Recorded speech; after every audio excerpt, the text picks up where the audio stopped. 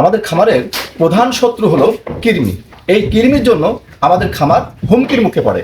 কখনো প্রজনন ক্ষমতা কমে যায়, কখনো রোগ প্রতিরোধ ক্ষমতা কমে যায়, এবং কখনো বা আমাদের উৎপাদন কমে যায়। সেই ক্ষেত্রে আমাদের প্রতিনিয়ত কৃমির ডোজ করানো উচিত। আসসালামু আলাইকুম। যে যেখান থেকে দেখছেন সবাইকে শুভেচ্ছা এবং অভিনন্দন। আজকে একটি গুরুত্বপূর্ণ বিষয় নিয়ে আপনাদের সাথে কিছু তথ্যের আদান প্রদান করতে চাই। আমাদের খামারের প্রধান শত্রু হলো কৃমি। এই কৃমিটা কিন্তু নানান কারণে হয়ে থাকে, এবং এই কৃমির কারণে কিন্তু আপনার খামারের পশুগুলোর, ছাগলের, গরুর কি হয়, প্রজনন ক্ষমতা কমে যায়, রোগ প্রতিরোধ ক্ষমতা কমে যায়, দুধ উৎপাদন কমে যায়, এক কথায় উৎপাদন কমে যায়। সেক্ষেত্রে আমাদের প্রতিনিয়ত কি করা উচিত? কৃমিগুলোকে কৃমি মুক্ত করা উচিত। কৃমিগুলো কেন হয়? আমরা আগের ভিডিওতে বলেছি যে আমরা ঘাস খাই, প্রতিনিয়ত কাঁচা ঘাস খাই। সেই কাঁচা ঘাসে কৃমির শুটকিট মুটকিট থাকে, শামুকের শুটকিট মুটকিট থাকে, বিভিন্ন এগুলোতে কৃমি তৈরি হয়। অনেক ক্ষেত্রে আমরা দূষিত খাবার পানি খাওয়াই, সেক্ষেত্রে কৃমি তৈরি হয়, এবং অস্বাস্থ্যকর পরিবেশের জন্য কৃমি তৈরি হয়। এখন আমার আলোচনার বিষয় ওটা না, আমাদের আলোচনার বিষয় হলো আমরা কিভাবে ছাগলগুলোকে কতদিন পর পর আমরা কৃমির ডোজ করাবো। সেই ক্ষেত্রে আপনাদের মনে রাখবেন, যদি আমাদের পূর্ণাঙ্গ ছাগল, সেই ক্ষেত্রে আমরা অবশ্যই 3 মাস পর পর আমরা কৃমির ডোজ করাবো। এবং একটা জিনিস মনে রাখা ভালো, আপনার ট্যাবলেট ফরম্যাট এবং ইনজেকশন ফরম্যাটে কিন্তু এই কৃমির ডোজ করা হয়। এখানে আমি আগের দিন বলেছি যে লিভারের কৃমি হয়, এখানে চামড়া নিচে কৃমি হয়, এখানে স্টোমাকে কৃমি হয়। সেক্ষেত্রে আপনি প্রথমত চেষ্টা করবেন 3 মাস পরে আপনি যে ট্যাবলেট ফরম্যাটের যে কৃমিনাশকগুলো আছে এগুলো দিয়ে আপনি তাকে কৃমিমুক্ত করবেন।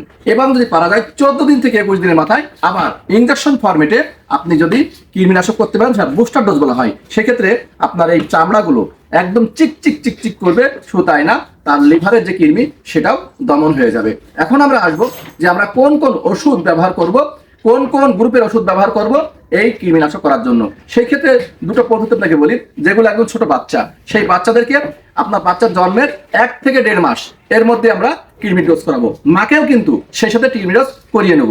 আর বড়দেরকে আমরা কি করব, 3 মাস পর পর। বাচ্চাদেরকে ভালো হয় যদি আপনি যে লিকুইড ফরম্যাটে, সিরাপ ফরম্যাটে যে কৃমির ডোজ ওষুধগুলো আছে বাজারে আছে, সেগুলো থেকে আপনি চয়েস করতে পারেন। এখন আমরা আলাপ করব যে আপনি কোন কোন গ্রুপের কোন মাত্রায় এই কৃমির ওষুধ ব্যবহার করবেন।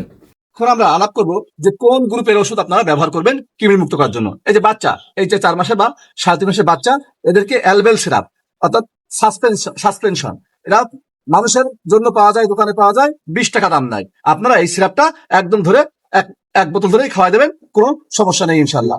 আর এই বড়দের জন্য যে গ্রুপ ব্যবহার করবেন, অ্যালবেন্ডাজল এন্ড ফেনবেন্ডাজল, এই 2 ধরনের ট্যাবলেট আকারে পাওয়া যায়। এই ট্যাবলেট আপনারা কি করবেন, আপনাদের বডি অনুযায়ী যদি পার্শ্ববর্তী কোনো ভালো খামারি থাকে সেই খামারের পরামর্শে খাওয়াবেন আপনারা, অথবা যদি আপনার ওই যে ডাক্তার থাকে তাদের পরামর্শে খাওয়ানোই ভালো হবে।